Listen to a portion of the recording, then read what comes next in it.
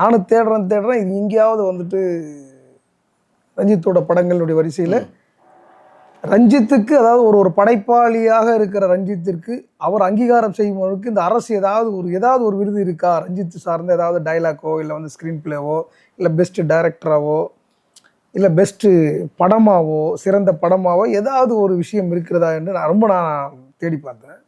என்னன்னா 2 படம் இருக்குது ஆக்சுவலாக. இந்த இதில் பார்த்தீங்கன்னா இந்த காலகட்டங்களில் 2016 கொடுத்துருக்காங்கன்னு நினைக்கிறேன். 2016 2022 வருடம் கொடுத்துருக்காங்க.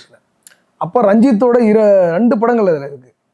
என்னென்னா காலா, ஒன்று காலா உங்களுக்கு தெரியும், காலா என்ன மாதிரி படம் எப்படின்றது உங்களுக்கு தெரியும். 2வது சார்பட்டா, சரிங்களா?